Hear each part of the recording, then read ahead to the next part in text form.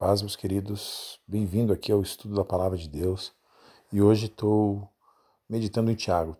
Quero estudar o livro de Tiago nesses dias. Vamos lá, versículo a versículo? Capítulo 1 de Tiago, verso 1. Tiago, servo de Deus e do Senhor Jesus Cristo, às 12 tribos que andam dispersas, saúde.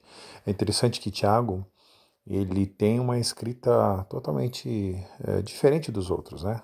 Seu início aqui já nos mostra um pouco. Esse Tiago é aquele que os historiadores acreditam, na tradição, que seja irmão de Jesus e que se converteu após a sua ressurreição. E Tiago também é o mesmo que disputou ali com Paulo, Pedro, essa posição de ser um dos principais líderes. E Tiago queria que a igreja fosse mais judaizante, queria que tivesse mais coisas dos judeus agregadas à crença. Tanto é que já na abertura ele escreve as 12 tribos que andam dispersas. Não se sabe bem de que tribos eles estão falando aqui, né? Ele está falando aqui. Porque as tribos dispersas no Antigo Testamento foram 10, não 12. Talvez esteja se referindo a Atos capítulo 11, verso 19, que fala que os cristãos foram dispersos naqueles dias, né? Então, há uma incógnita aqui, porque Tiago gostaria que fosse judaizante, mas ele está escrevendo para os crentes, os que se converteram em Cristo Jesus, que é a sua saudação. E ele, ao invés de falar graça e paz, ele diz saúde, um outro termo diferente também. Então, esse é o Tiago. Ele se apresenta e apresenta a sua epístola. E talvez por escrever para os irmãos que estavam sendo perseguidos, é que o título desse primeiro capítulo, ou o intuito dele, é falar sobre as provações. E por que me chamou a atenção e o desejo de querer estudar o livro de Tiago nesses dias? Justamente por causa disso. Porque estamos vivendo, né? Temos vivido e estamos vivendo dias assim de aflições e de provações. E ele começa dizendo: meus irmãos, tende grande alegria quando enfrentardes várias tentações, sabendo que a prova da vossa fé opera a paciência. Tenha, porém, a paciência a sua obra perfeita, para que sejais perfeitos e completos, sem faltar alguma coisa. É claro que Tiago está falando dos primeiros dias da igreja, da perseguição, mas eu acho que cabe muito bem naquilo que nós temos vivido nesses dias. E aqui está uma receita para nós, é a primeira coisa que ele está falando. Nossa fé sendo aprovada por várias tentações, tenha, porém, paciência. Paciência na obra perfeita. Para a gente ser perfeito e completo, temos que ter paciência e sem faltar coisa alguma para nós. Então, primeira lição dessa carta, que eu me dirijo a você, querido irmão e irmã. Tenha paciência. Vai passar. Vai passar. Nós vamos sair fortalecidos e vencedores nesse período. E Tiago passa a falar então de uma outra palavra que é para nós também, né? Além da paciência, precisamos de sabedoria. Olha lá. E se algum de vós tem falta de sabedoria, peça a Deus, que a todos dá liberalmente e não lance em rosto, e ser-lhe-á dado. Eu costumo citar esse versículo e falar que existem dois versículos que diz que Deus dá deliberadamente duas coisas. Um é o Espírito Santo, a quem pedir, e outra é sabedoria. Sabedoria, nós sabemos que no livro de Provérbios se refere a Jesus. Sem Jesus, então, nada é completo para nós, né? Sem o Espírito Santo de Deus. Mas se você tem o Espírito Santo, se você tem Jesus, peça a Ele sabedoria nesse momento. Eu preciso de sabedoria nesses dias. Só que o verso 6 nos dá a dica de como nós devemos pedir isso. Peça, porém, com fé. Então não é só pedir, me Deus dá sabedoria, mas com fé, em nada duvidando. Porque o que duvida é semelhante à onda do mar, que é levada pelo vento e lançada de uma parte para a outra. Nós falamos num culto de domingo que a dúvida tirou Adão e Eva da comunhão com Deus, com a presença dele. Então a dúvida realmente é uma coisa ruim para nós cristãos, né? E ela é comparada a uma onda de mar que só fica de um lado para o outro. Então, peça sabedoria com fé. E aí ele continuou falando, não pense tal homem que duvida que receberá do Senhor alguma coisa, tá vendo?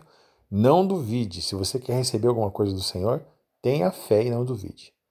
O homem de ânimo dobre é inconstante em todos os seus caminhos. O que é esse ânimo dobre? Uma hora tem fé, uma hora não tem fé. Uma hora acredita, outra hora não acredita. Uma hora se fortalece, outra hora está enfraquecido. Não que nós não possamos passar por altos e baixos na nossa vida, mas nós temos que manter uma constância.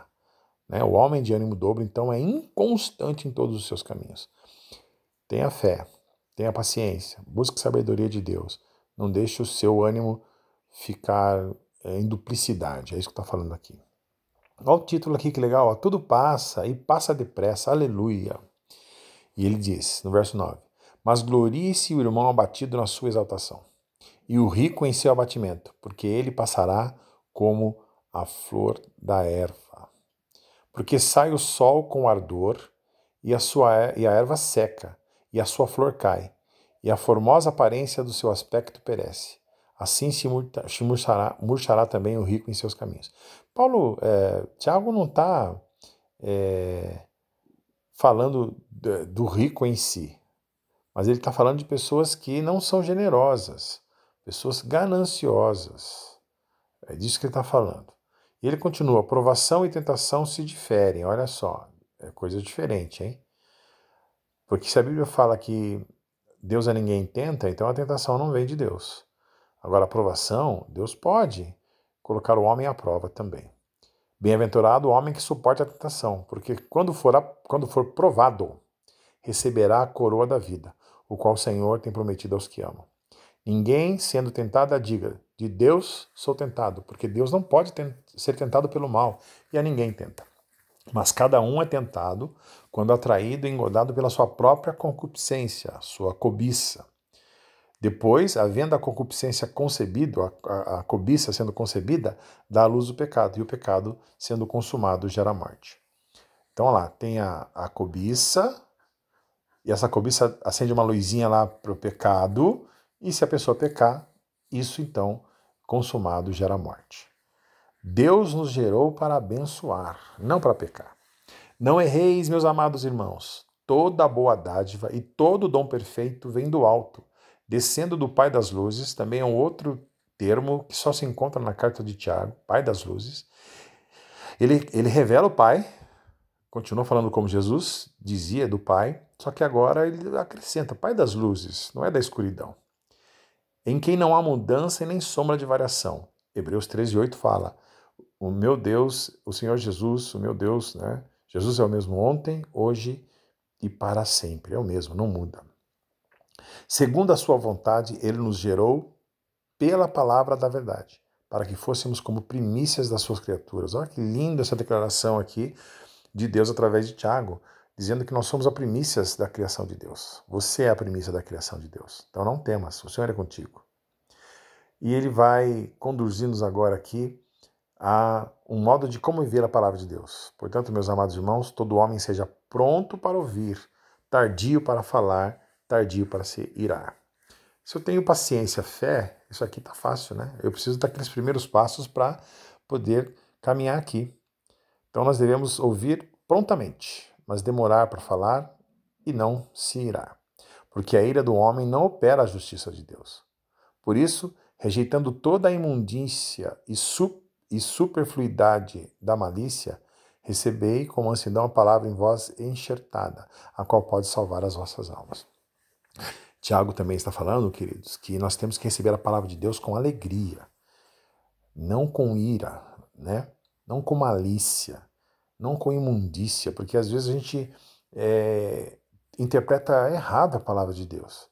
E somos, às vezes, ficamos irados até, é isso que está falando aqui, com a resposta de Deus, que Deus nos dá. Não conseguimos entender, então passamos a temer e passamos a ficar irados. Mas olha só, o verso 22. Sede cumpridores da palavra e não somente ouvintes, enganando-vos a vós mesmos. Então não é só para nós ouvirmos a palavra. Devemos ouvir e praticar a palavra, senão estamos enganando a nós mesmos. Porque se alguém é ouvinte da palavra e não cumpridor, é semelhante ao homem que contempla ao espelho o seu rosto natural. Porque se contempla a si mesmo e vai-se, e logo se esquece como era. Não é verdade? A gente está lá no, no espelho, se preparando e tal, a gente dá uma olhada, daqui a pouco a gente esquece como é que tá. A gente quer dar uma outra olhada para ver se o nosso rosto. E é assim. Se eu não praticar, vai ser como essa imagem do espelho, que a gente logo esquece.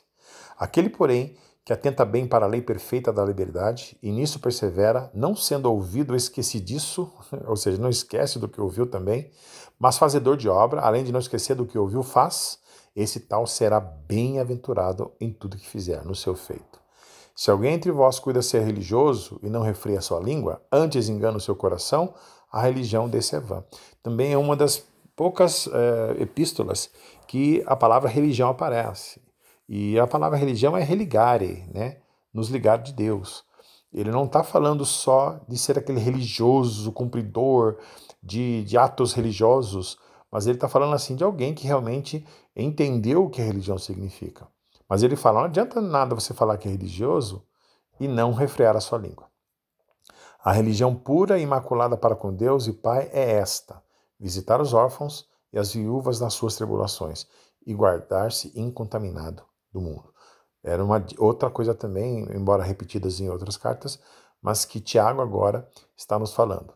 Visitar os órfãos. Quem são esses órfãos? Lá tinha um significado, mas podemos entender, queridos, que quando uma pessoa ela se desvia ou ela não tem mais essa paternidade, precisamos visitar. E as viúvas, literalmente aquelas que perderam seus maridos, perderam a sua família, e eles são atribulados. E o principal aqui, o que é ser santo? É guardar-se incontaminado do mundo. Obrigado pela sua companhia, espero que você tenha gostado. Até o próximo capítulo de Tiago. Aqui quem fala é Simval, pastor da Comunidade da Graça em Socorro. Em 2020, CG Socorro, 15 anos de Comunidade da Graça aqui. Lugar de gente feliz. Deus abençoe. Até já.